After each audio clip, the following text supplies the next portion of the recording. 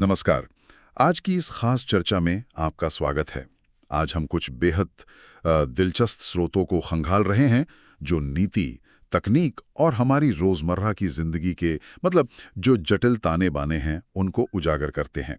उस हवा से लेकर जिसमें हम सांस लेते हैं, हमारी स्वास्थ्य सेवाओं तक पहुंच, हमारे वोटों की अखंडता और यहाँ तक कि हमारी सीमाओं की सुरक्षा तक। हमारा मकसद सीधा सा है, जानकारी के इस अंबार से सबसे महत्वपूर्ण ज्ञान और गहरी समझ निकालना, कुछ ऐसे तथ्य सामने लाना जो शायद सोचने पर मजबूर कर दें, और ये सब एक दिलचस्प बातचीत के अंदाज में। तो चलिए शुरू करते हैं आज का ये विश्लेषण, और शुरुआत करते हैं एक ऐसे मुद्दे से जो हर साल खासकर सर्दियों के आसपास एक राष्ट्रीय चिंता का विषय बन जाता है। मेरा मतलब है पराली जलाना। हाल ही में सुप्रीम कोर्ट की एक टिप्पणी ने इसे फिर से सुर्खियों में ला दिया है, जिसमें पराली जलाने वालों की गिरफ्तारी तक का सुझाव दिया गया। लेकिन केंद्र सरकार इसे अपराध मानने से थोड़ी हिचक रही है। आखिर ये मसला इतना पेचीदा क्यों है? ये वाकई एक बहुस्तरीय समस्या है। मतलब सिर्फ एक कारण नहीं है। पहली नजर में देखें तो बात है किसानों के पास समय की भारी कमी होती है।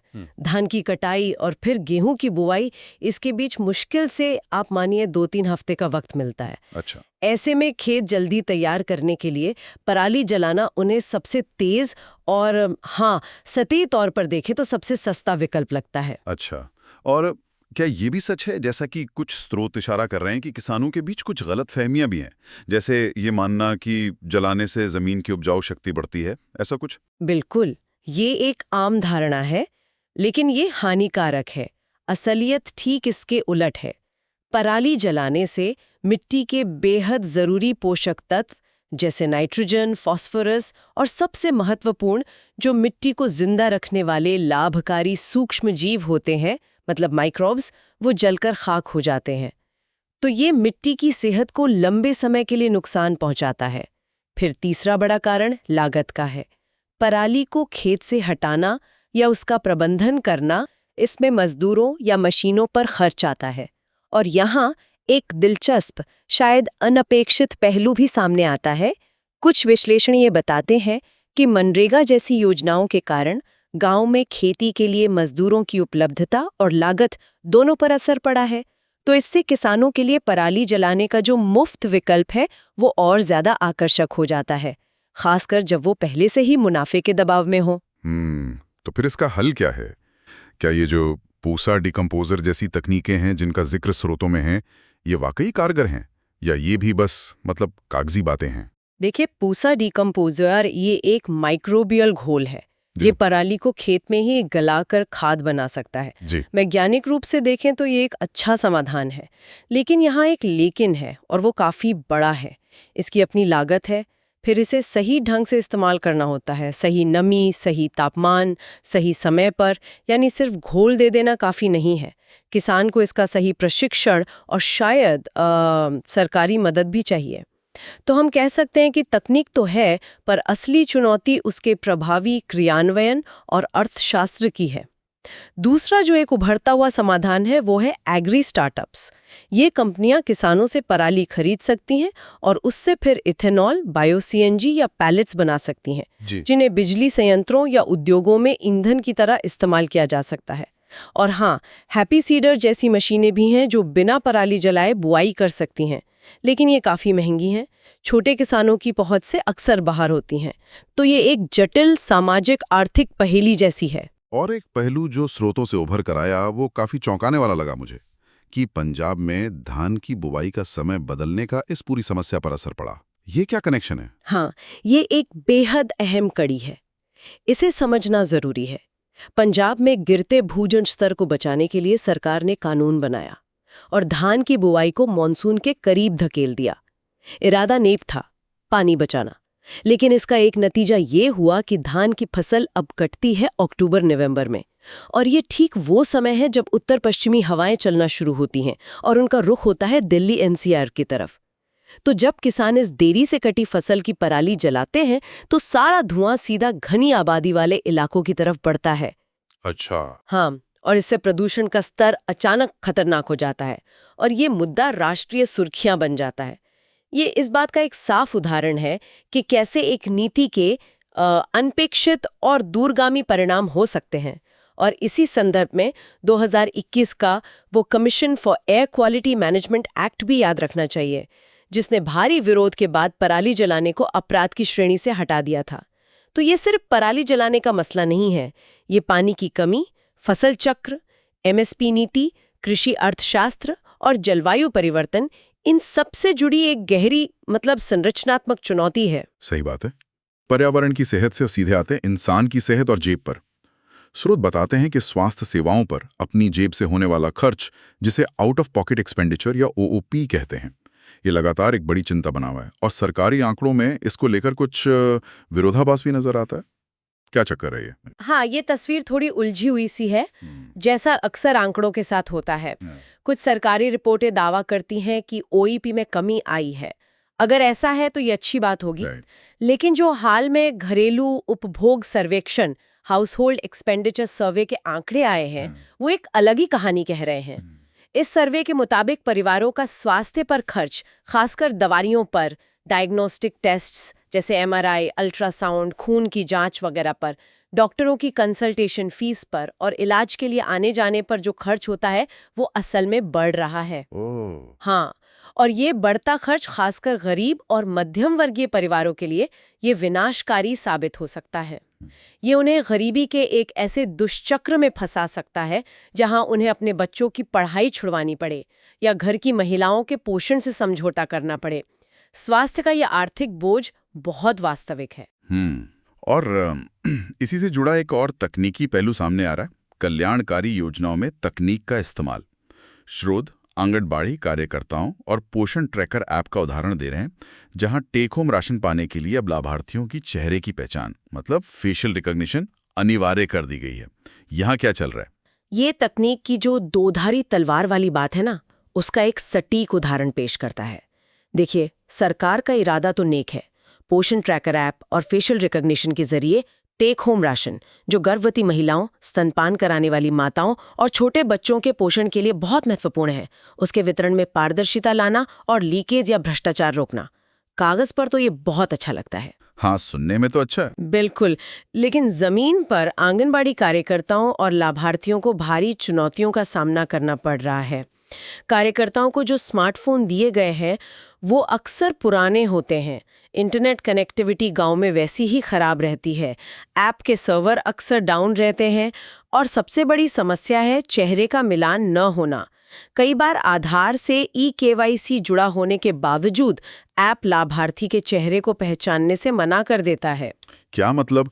इसका मतलब है कि एक आंगनवाड़ी कार्यकर्ता जानती है कि सामने खड़ी महिला या बच्चा वास्तव में लाभार्थी है, वो योग्य है, लेकिन सिर्फ इसलिए राशन नहीं दे सकती क्योंकि मशीन या ऐप उसे पहचान नहीं पा रहा। यह तो बड़ी अजीब स्थिति है। बिल्कुल, इसीलिए कुछ लोग इसे मशीन की दया पर निर्भर कल्याण कह रहे हैं, welfare at the mercy of machines. ये एक तरह का वेलफेयर पैराडॉक्स है। तकनीक जिसे मदद करने के लिए लाया गया वो ही पहुंच में बाधा बन रही है। सोचिए, कई ग्रामीण महिलाओं के पास अपना स्मार्टफोन नहीं होता या वो सुरक्षा कारणों से ओटीपी साझा करने में झिझकती हैं। खराब नेटवर्क में ऐप काम नहीं करता। नतीजा क्या होता है? सबसे जरूरतमंद लोग, जिन्हें इस पोषण की सबसे ज्यादा जरूरत है, वो तकनीकी खामियों की वजह से योजना के लाभ से वंचित रह सकते हैं। ये तो गंभीर बात है। हाँ, यहाँ एक महत्वपूर्ण सबक है। तकनीक मददगार हो सकती है, इसमें कोई शक नहीं, लेकिन उसे जमीनी हकीकत और मानवीय विवेक का विकल्प नहीं बनना चाहिए।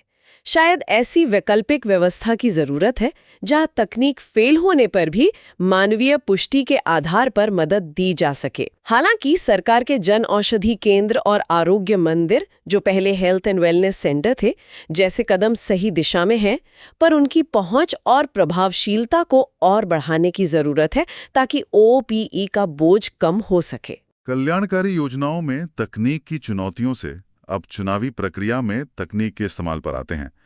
स्रोत बता रहे हैं कि इलेक्ट्रॉनिक वोटिंग मशीन यानी ईवीएम पर अब उम्मीदवारों की तस्वीरें ज्यादा बड़ी और रंगीन होंगी। इसके पीछे क्या सोच है? हाँ, ये चुनाव आयोग का एक अहम कदम है। इसे कंडक्ट ऑफ इलेक्शंस रूल्स 1961 के नियम 49B के तहत लागू किया गया है। इसका मुख्य मकसद है वोटिंग प्रक्रिया को ज्यादा सुलभ और समावेशी बनाना। देखिए, भारत में आज भी बड़ी आबादी है जिसे पढ़ने में दिक्कत होती है, या जो उम्मीदवारों को मुख्य रूप से उनके चेहरे या चुनाव चिन्ह से पहचानते हैं। सही बात है। तो बैलेट यूनिट पर उम्मीदवार की ज्यादा बड़ी, स्पष्ट और रंगीन तस्वीर होने से उन्हें अपने पसंदीदा उम्मीदवार को पहचानने में आसानी होगी और किसी भी तरह के भ्रम की गुंजाइश कम होगी।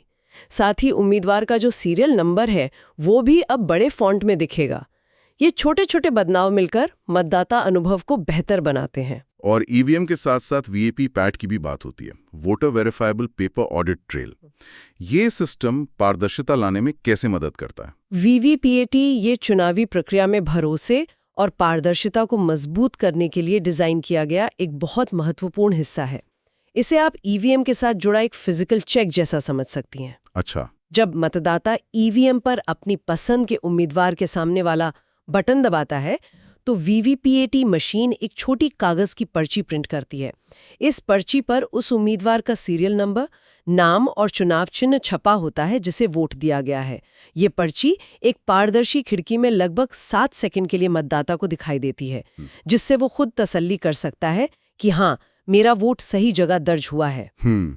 इसके बाद पर्ची कटकर मशीन के अंदर एक सीलबंद डिब्बे में गिर जाती है। ये एक तरह से डिजिटल प्रक्रिया का पेपर ट्रेल है, जो पूरी तरह से इलेक्ट्रॉनिक वोटिंग को लेकर उठने वाली चिंताओं को दूर करने और मतदाता का विश्वास बढ़ाने में मदद करता है। चुनाव के बाद रैंडम तरीके से कुछ वीवीपीएटी मशीनों की पर्चियों का मिलान ईवीएम के नतीजों से भी किया जाता है। अच्छा, तो जिस तरह तकनीक आंतरिक प्रक्रियाओं जैसे कल्याण और चुनावों को प्रभावित कर रही है, उसी तरह स्रोत भारत को प्रभावित करने वाले महत्वपूर्ण बाहरी कारकों की ओर भी इशारा करते हैं। चलिए अब सुरक्षा परिदृश्य पर नजर डालते हैं, खासकर पड़ोसी क्षेत्रों से आने वाले खतरों पर। स्रोत गोल्डन ट्रायंगल और गोल्डन क्रिसेंट का जिक्र करते हैं। ये क्या है और भारत के लिए क्यों मायने रखते हैं? ये 2 प्रमुख भौगोलिक क्षेत्र हैं जो दुर्भाग्य से अवैध अफीम की खेती और नशीली दवाओं की तस्करी के लिए दुनिया भर में जाने जाते हैं। और चिंता की बात यह है कि दोनों ही भारत के काफी करीब स्थित हैं। इन्हें आप वैश्विक ड्रग तस्करी के नक्शे पर बड़े हब की तरह समझ सकते हैं। गोल्डन ट्रायंगल दक्षिण पूर्व एशिया में है। म्यांमार, लाओस और थाईलैंड के सीमावर्ती इलाके आते हैं। हालिया रिपोर्टें तो ये बता रही हैं कि राजनीतिक अस्थिरता के बीच म्यांमार अब दुनिया का सबसे बड़ा अवैध अफीम उत्पादक बन गया है। उसने अफगानिस्तान को भी पीछे छोड़ दिया है। ओह अच्छा। हाँ, और दूसरी ओर गोल्डन क्रेसेंट है पश्चिमी एशिया में। इसमें ईरान, अफगानिस्तान और पाकिस्तान के सीमावर्ती क्षेत्र शामिल हैं। इन दोनों ही हॉटस्पॉट से भारी मात्रा में ड्रग्स, हेरोइन, अफीम और अब सिंथेटिक ड्रग्स जैसे मेथेम्फेटामाइन या आइस, इनकी तस्करी भारत में होती है। ये भारत के लिए एक बहुत बड़ी राष्ट्रीय सुरक्षा चुनौती है। ये न केवल सीमा पार अपराध, आतंकवाद और मनी लॉन्ड्रिंग को बढ़ावा देता है, बल्कि इसका हमारे समाज पर, खासकर युवाओं की सेहत और उनके भविष्य पर भी विनाशकारी असर पड़ता है।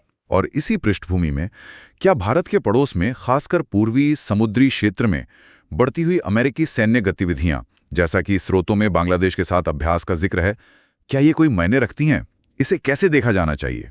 हाँ, स्रोत हाल के कई अमेरिकी सैन्य अभ्यासों पर प्रकाश डालते हैं। इनमें बांग्लादेश के साथ टाइगर लाइटनिंग है, जो आतंकवाद विरोधी फोकस वाला था, और नौसैनिक अभ्यास टाइगर शार्क भी है। इसके अलावा पैसिफिक एंजल नाम का एक बहुपक्षीय मानवीय सहायता अभ्यास भी हुआ, जिसमें अमेरिका, बांग्लादेश के साथ साथ श्रीलंका, मालदीव, जापान, ऑस्ट्रेलिया जैसे कई देश शामिल थे। उधर जापान में अमेरिका और जापान ने रेजोल्यूट ड्रैगन अभ्यास किया, जहां अमेरिका ने पहली बार अपना टाइफून मिसाइल सिस्टम तैनात किया, जिस पर चीन ने कड़ी आपत्ति भी जताई थी। अब भारत के इतने करीब, खासकर बंगाल की खाड़ी जैसे रणनीतिक रूप से महत्वपूर्ण क्षेत्र में और पड़ोसी देशों में किसी बड़ी बाहरी शक्ति, इस मामले में अमेरिका की बढ़ती सैन्य उपस्थिति निश्चित रूप से नई दिल्ली के लिए एक विचार करने योग्य विषय है। जरूर। जो लोग क्षेत्रीय शक्ति संतुलन और भू राजनीति पर नजर रखते हैं, उनके लिए ये गतिविधियां महत्वपूर्ण संकेत हो सकती हैं। और ये उस अस्थिरता की पृष्ठभूमि में हो रहा है जिसका एक कारण ड्रग्स और हथियारों की तस्करी भी है, जैसा हमने अभी बात की। तो इस तरह की बाहरी सैन्य मौजूदगी, हाँ, ये क्षेत्रीय समीकरणों और भारत की अपनी सुरक्षा धारणाओं को प्रभावित कर सकती है।